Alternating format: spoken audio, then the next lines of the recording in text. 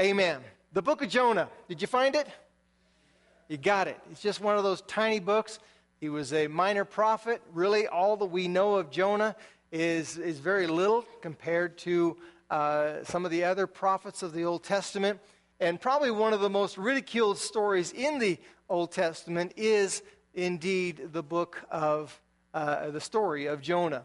After all, how could an individual survive being thrown into a stormy sea, swallowed by a great fish, come out? I mean, that's just got to be a fairy tale, right? And unfortunately, there are some who have relegated this book to that. I would tell you, though, that the book of Jonah is a lot more than just what it would appear to be on the surface. The book of Jonah finds us discovering a man who was a prophet. He was a man who had a relationship with God. He could hear God's voice. He knew God's voice. And he had been given an opportunity to accomplish a mission. In the month of June, we're going to be talking about men. We're going to be focusing on fathers 2 weeks, Pentecost next week. And as you look at some of the dynamics of men, we realize that there's a necessary need to discover a mission. Matter of fact, a man without a mission can be lost. He will find something to do. You put a little boy in a room full of Tupperware, and pretty soon you have a building made of Tupperware, and you have a truck made of Tupperware, and you have a plane made of Tupperware, and you have a war going on between Tupperware, right? I mean, men aren't just able to just kind of sit and exist. Now, I say that generally, and I realize that every time I say it generally, there's always somebody who wants to come up and say, hey, wait a minute, I do like that. Matter of fact, one time, one person said, men are usually the hunters. They like to go out, find it, conquer it, buy it, sell, bring it home, and they have completed their mission. And women are more the shoppers. They like to window shop. Well, I ran into the exception one time, and this woman said, I am the hunter. I don't like to window shop. Matter of fact, I should have known that my husband was not the one for me, because on the very first date, he wanted to window shop, and I didn't want to. But the reality is, God has made us uniquely, and we all need to discover our purpose. And for men, a lot of times, it centers around, what is my mission?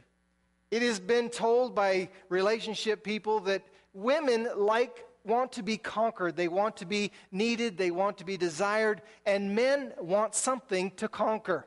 Men need something to motivate them. That project, that goal, that gold medal, that finish line, whatever it might be. Something motivates us. And I want to challenge us on this month to realize that if you can tap into, number one, a relationship with God. Number two, if you can tap into recognizing the voice of God, that you will discover God's mission for you. And that's kind of where we find Jonah. I thought about talking about Jonah, and we could talk about how that God had great mercy on a nation of Gentiles. The Bible says he prophesied, I will be known, I will be discovered by a people who don't even know me. And that happens right here in the book of Jonah. I thought about, we could talk about how that the life of Jonah and how he was a prophet and he heard the voice of God, and yet when he heard the voice of God, he didn't do what we all think he should have done the first time, right?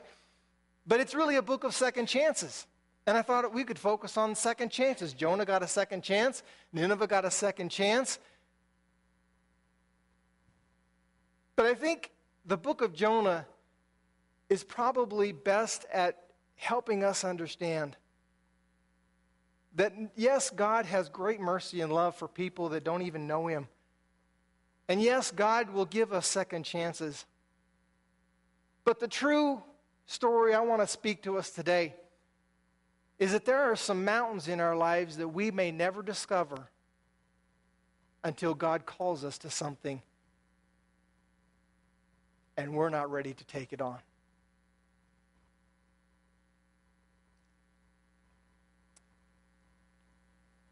My wife told me not to try this story, but I just feel impressed to try it again. I kind of flubbed it the first time I told her.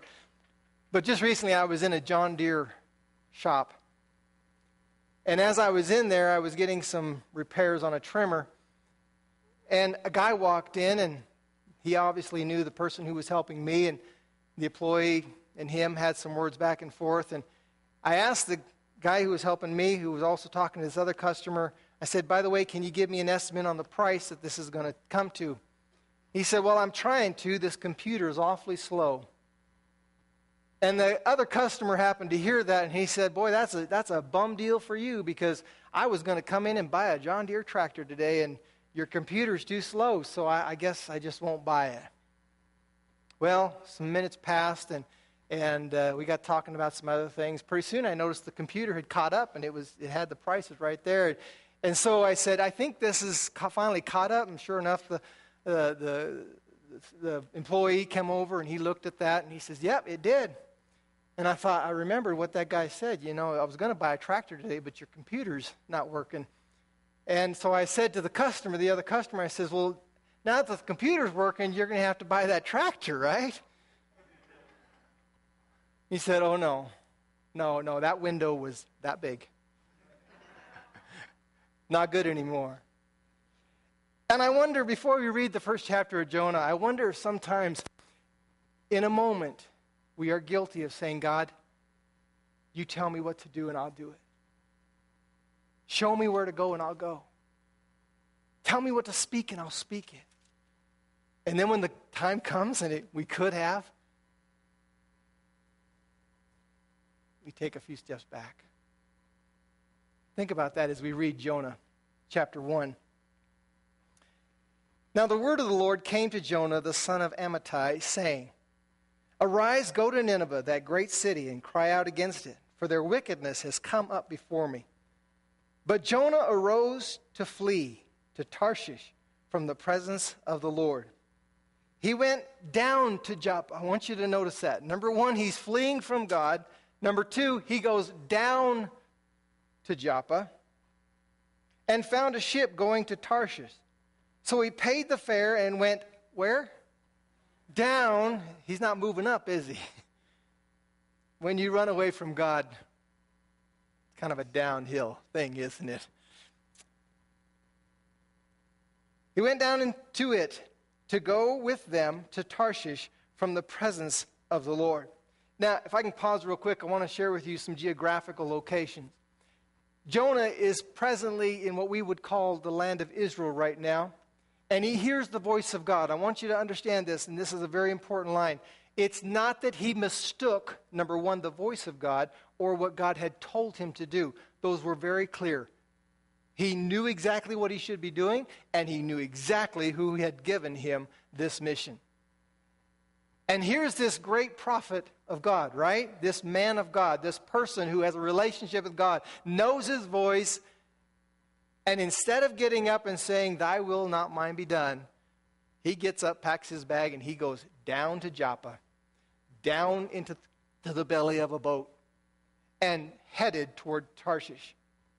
Now, geographically, if this is the land of Israel, and Nineveh is that way, what he did was effectively do he was 180 degrees removed from Nineveh, and he started walking, fleeing. He didn't walk, he fled the other direction. So while God was saying, I want you to go this way, he didn't just stay put and say, I ain't going. He said, I'm going somewhere, but it's not there. I'm going this way. Absolutely the opposite direction, knowing he had heard from God, knowing he had heard the direction to go, he makes a choice to go the other way. Verse 4. But the Lord sent out a great wind on the sea, and there was a mighty tempest on the sea, so that the ship was about to be broken up. Then the mariners were afraid, and every man cried out to his God, and threw the cargo that was in the ship into the sea, to lighten the load. But when Jonah had gone down into the lowest parts of the ship, had lain down, and was fast asleep, you realize what just took place? He not only went down to Joppa, down into the belly of a boat, but he fell into a sleep that was so great that not even the storm could wake him. Some of you may want to write this down. Disobedience will lead to a delusion, and delusion will lead to a deafness. You can't even hear the stuff around you. It is very possible for us to make a decision based on what we know God wants us to do, and that leads us away from God. And as a result of being away from God, we're in disobedience. And if we're not careful, we will justify our separation from God. And this is where I want to really key in today, because there was obviously something that is not mentioned here that would have kept a man of God who heard from God, clearly knew the direction he was supposed to go, making a conscious decision to go the other way. There was a mountain there between him and Nineveh. There was something there that he could not see himself doing what God wanted him to do. And instead of facing that mountain, instead of conquering the mountain, instead of what Jesus said, speak to the mountain and be gone, he decides to take a different route. A route of disobedience, which leads to a route of delusion. I'm okay. Which leads to a route of deafness, which even in the storm, even in the peril of other people's lives, you can find yourself numb, distant, disconnected. And that's what we find here. Interestingly enough, the man who took the fare for the trip to Tarshish didn't realize that having this guy on board would cost him his cargo. And let me just make another little point here, because the truth is the people you let in your life may affect the things you carry. This ship was destined for a destination, but it looked like it wasn't going to make it. And I'm convinced that there's times where we bring people into our lives, we accept people, and they bring that kind of trouble, they bring that kind of turmoil into our lives. But before we get to focusing too much on everybody else who we've brought into our lives, let's remember that Jonah was a man who had a relationship with God. And so it's pretty hard for us not to make the connection between Jonah and a person today who has a relationship with God. And for a Christian to be living in disobedience very well could cost your neighbors their cargo. When a Christian lives in disobedience, those he connects himself to will be affected by that person's disobedience. That person's delusion. That one who knew the truth. And I've witnessed this over the years. I've watched as individuals have lived out their Christian life, and they get around somebody and they do something that's not right, and the person says, "Are you supposed to be doing that? Are you sure that's how Christians act?" Have you ever heard that? And it's one thing for an adult to say that, but sometimes teenagers will look at adults and say, "Are they supposed to act like that?" And I think what's really scary is when we see little children looking up to adults who are living questionable Christian lives. And they run to their mommy and daddy. They say, "Daddy, are Christians supposed to do that? Jonah, are you supposed to run when God calls your name? Jonah, are you supposed to go to sleep while Nineveh is on the verge of going to an eternal destruction?"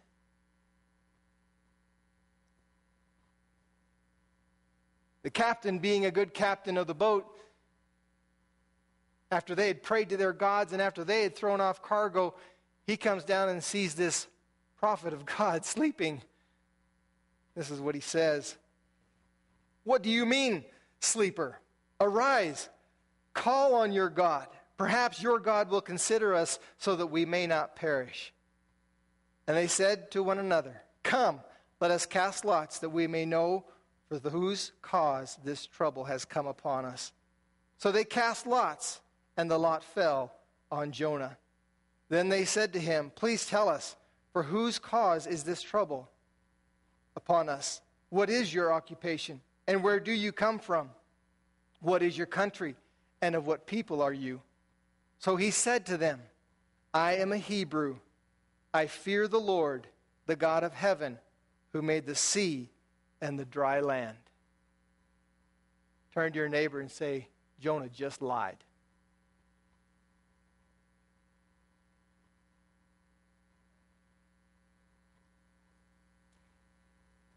If Jonah really feared the Lord, he wouldn't have been in the belly of a ship going the other direction, fast asleep, and let the whole ship lose its cargo, its livelihood, while he was snoozing. But here comes the moment of truth. He can't hide behind anything. He has to be true with what God has called him to be. And there will be times in our lives as we walk through this life, men, where we will be called to give an account. It's interesting that it took the casting of lots to bring Jonah forward. If you remember the story, he's asleep in the bottom of the boat.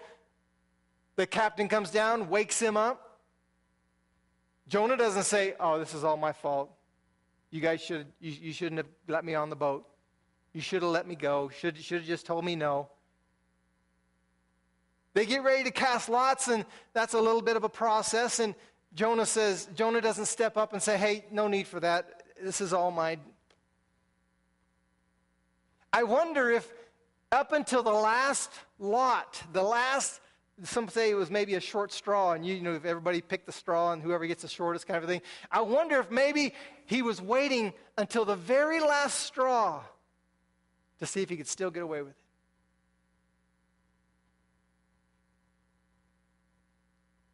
Another thought for the book of Jonah is you can run, but you can't hide. And men, we're guilty of that. Adam and Eve showed us that in the very beginning, and it hasn't changed. And then for Jonah to say, I am a Hebrew, I fear God. Listen to what the guy said.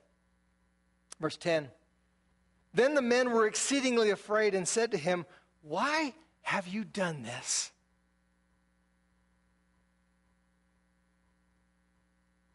Jonah, you fear God and you did this?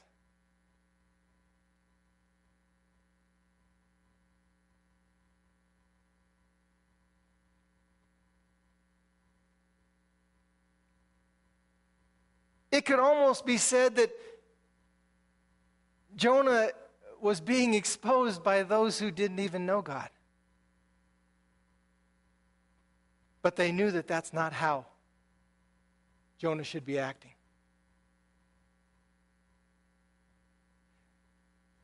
You call yourself a Hebrew and you fear God, but you're doing this? You call yourself a Christian? You've been saved from sin, and yet you continue to sin?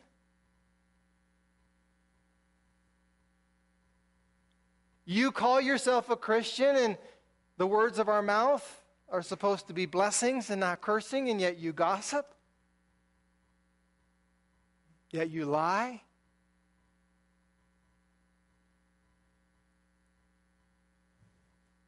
The mariners knew that that's not how a Hebrew should act. The mariners knew that if you heard from your God, you were supposed to do that. And they confronted him and said, "Why did you do this?"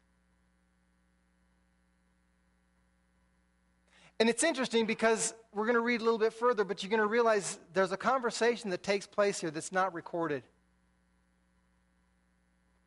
And I want you to walk with me down a little bit of a trail here and help me understand, and let's understand together what Jonah just may have shared with them when they asked the question, "Why did you do this?" Verse 11. Verse 10. Let me finish verse 10. "Why have you done this? For the men knew that he fled from the presence of the Lord because he had told them. I wonder what else he told them.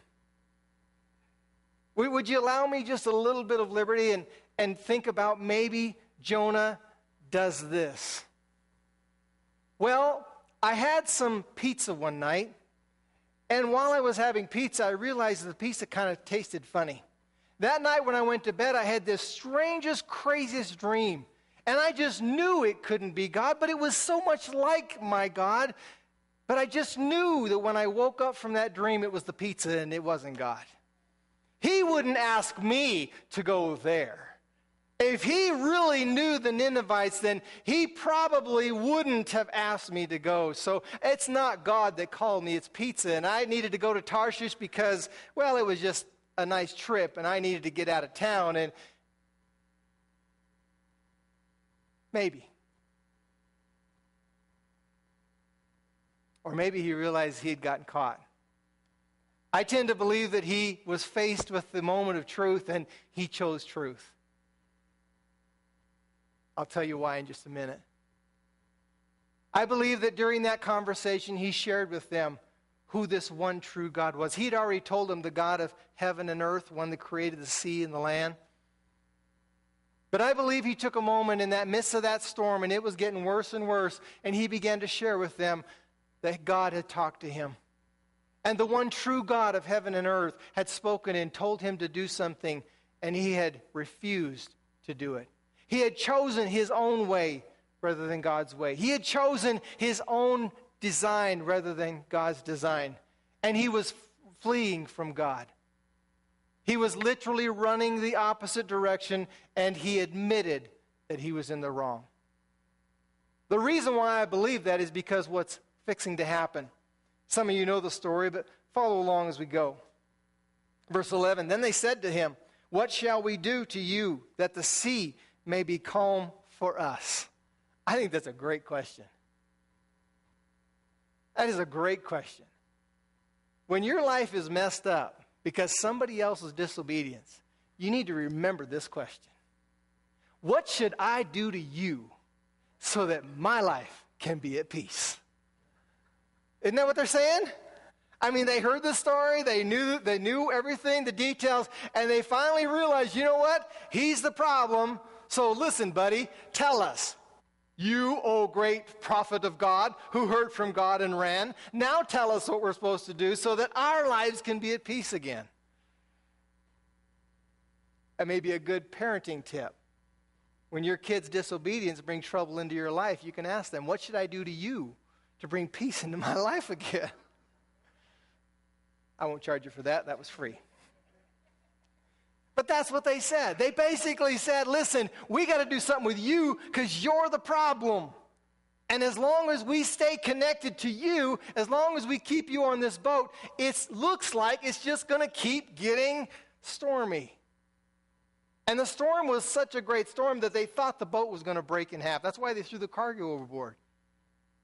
So this wasn't just any storm. Matter of fact, one version I read it out of talked about a hurricane, this concept of strong, powerful winds.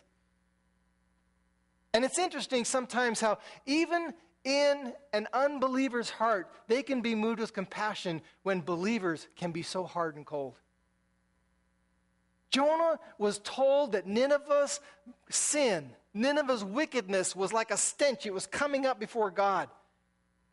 And God was going to move with compassion and send him over there to tell them that if they don't change, he's going to destroy them. An act of compassion, right? Nineveh was a barrier of some sort, and Jonah didn't want to face it. He was not acting in compassion. He was acting in selfishness.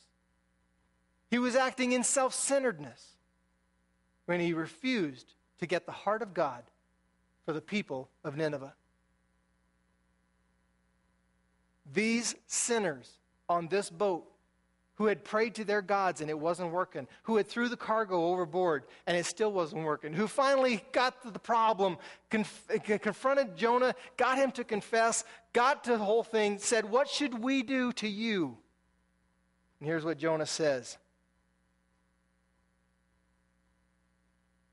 Verse 12. Pick me up and throw me into the sea. Then the sea will become calm for you. For I know that this great tempest is because of me. I think it's very interesting here that Jonah realizes that his disobedience in the arms of the boat was causing problems for others. But if he could just somehow get back into the arms of God, it would be better for them and him. You say, how do you get that out of there, Pastor Mike? You see, when he introduced himself, they said, "Who are you?" He said, "I am a Hebrew." Notice what he says in verse 9. "I am a Hebrew. I fear the Lord, the God of heaven, who made" what? "The sea." In other words, in this boat, I am not in the arms of God. I am at the end of the finger of God. But you put me back into the sea, and I'm in his domain. You see, disobedience will take us out from under the shelter of the Almighty. Disobedience will separate us from the protection. But Jonah realized, I would rather be dead in the sea than alive on the boat. He knew that being cast into the sea was going to mean death. He knew that for them to have peace, he would have to be removed from the situation. And he was even willing to say, I am willing to be cast into a certain death so that your problem can be removed. What we see here is we see Jonah beginning to get the heart of God's unfailing, unmeasurable love. Jonah begins to realize that they are better without me. Look at what they do in verse 13. Nevertheless, that means they didn't listen to him. Nevertheless means they decided they were going to try again to save the boat. The men rowed hard to return to land, but they could not, for the sea continued to grow more tempestuous against them. Therefore, they cried out to the Lord and said, We pray, O Lord, please do not let us perish for this man's life, and do not charge us with innocent blood, for you, O Lord, have done as it pleased you. Did these guys have a revelation of God's greatness, God's power? They realized that if this God could do what he is doing with the waves and the wind and this storm and the whole situation, that he could very well hold them accountable. And so what do they realize? They realize that, yes, we're going to have to listen to the prophet this time, and we're going to have to throw him overboard, but before we do, we're going to deal with his God. I would to God more sinners would deal with Christians' gods and go to the God they supposedly serve. But not all of them act like this. Not all of them get to see a storm. Not all of them get to go through the things that they went through.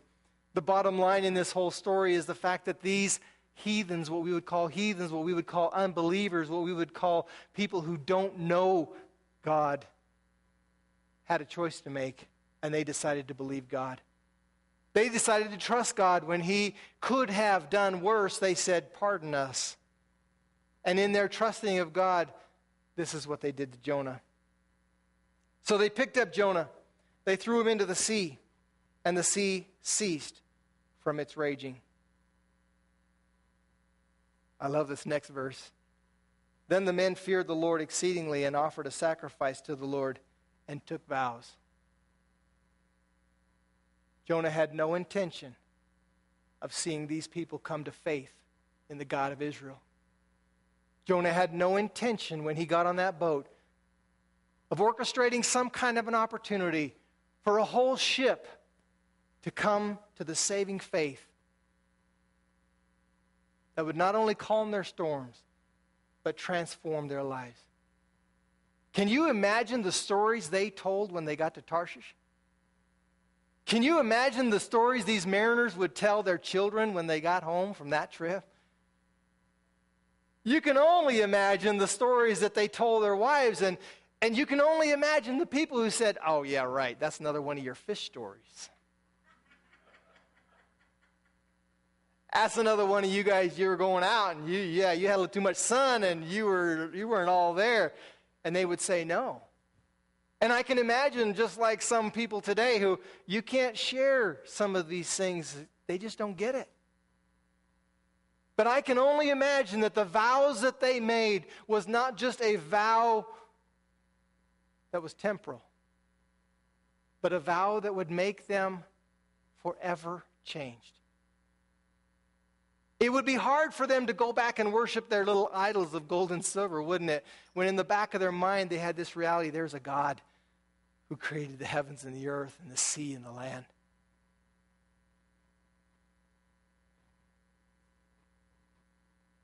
And yet this book isn't about them, is it? It's about this boy, this man, rather, who hears from the voice of God and refuses to climb the mountain, refuses the mission, and finds himself endangering other people's lives. Can God take bad things and make good things? Does God know how to keep those who aren't done yet? Yeah, look at what God did for Jonah. Now the Lord prepared a great fish to swallow Jonah, and Jonah was in the belly of the fish 3 days and 3 nights. You ever felt like you've been swallowed? You ever felt like you've been thrown overboard? You ever felt like things just aren't going the way they should go?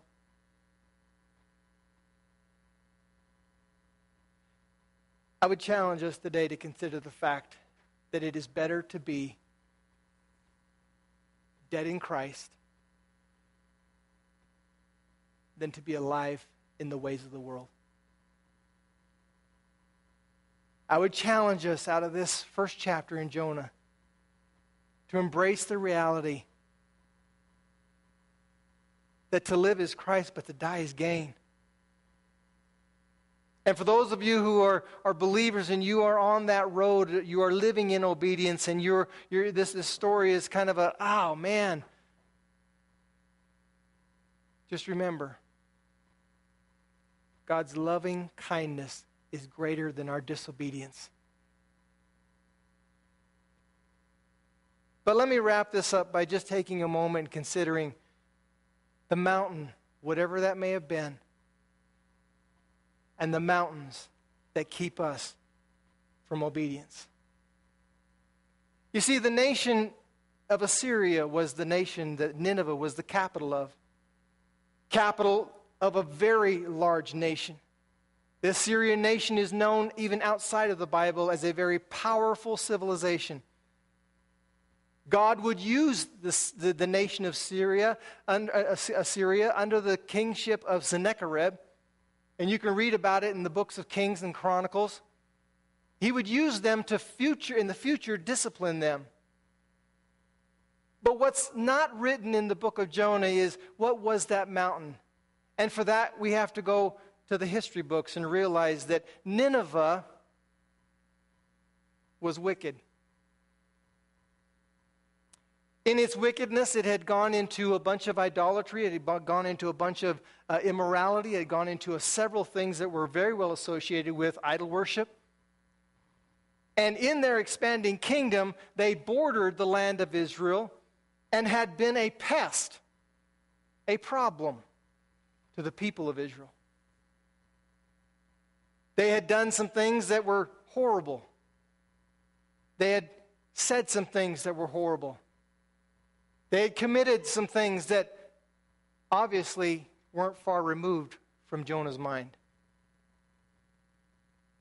And so there was this mountain of past hurt.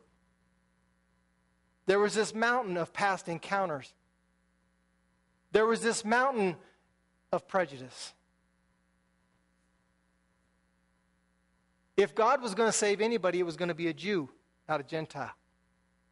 This is the first time in the Old Testament that we see God using the children of Israel to intentionally reach out into and save a Gentile nation. And for the Jewish people, that just wasn't right. They weren't Abraham's descendants. They didn't fit the bill. They didn't fit what should be saved. And after all, we're children of the promise. We have Abraham to our... Who are these people? You say, well, that doesn't happen today. Well, it does happen today. I mean, after all, we're Pentecostals, right? And when we go to heaven, we all know that it's going to be Pentecostal service, right? We all know that we're going to sing with all kinds of instruments and all kinds of things, and we're going to jump and shout and dance about. And some of you that can't dance because you got physical problems, you won't have to worry about that, so you'll be dancing and shouting, and we'll be doing all kinds of things in heaven, right? It reminds me of the joke of a guy that went to heaven, and as he was going through, they got to this one point, and the angel said, now, shh, as we walk through this area, you need to be real quiet. They got through that area, and pretty soon the angel was felt something pulling on his robe, and so he turned around, he stopped, and this guy was saying, why do we have to be quiet there? And the angel said, they think they're the only ones here. There was that kind of mindset in Israel, that if you were a Jew, then you were in. But if you weren't a Jew, we didn't have grace for you. We didn't have time for you. Mountain of prejudice, mountain of past hurts, mountain of deception, mountains that often can get in our way. But there's a third mountain, and I don't want to spoil the rest of the sermons, but I do want to tell you this because it's so much needed for us.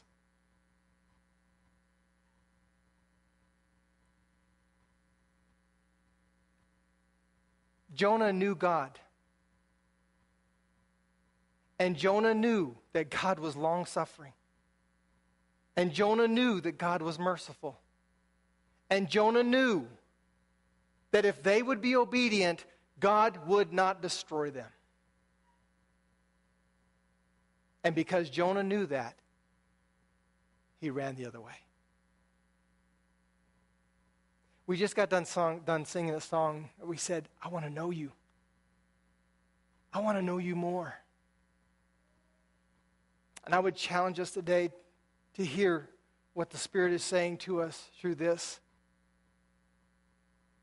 And it is this: just because you know Him doesn't mean you'll obey Him. Just because you know and you hear His heart is not a guarantee that when He asks you to go on a mission, men, you'll go. Because when He's asking you to go on a mission, He is asking you to confront some of the things that stand between where you're at and the destination. Jonah needed a heart like God. And he thought he had one. But through the boat, through the storm, through the sea, through the belly of a whale, we see Jonah coming face to face. Not with the heart of God. He already knew the heart of God, but with his own heart. My wife said just recently that she wanted to stay in a position where she could be broken before God and it wouldn't take a catastrophe to break her. Whatever all the reasons were for Jonah, he was in a place that it would take 3 days in the belly of a whale to bring him back to a place of obedience.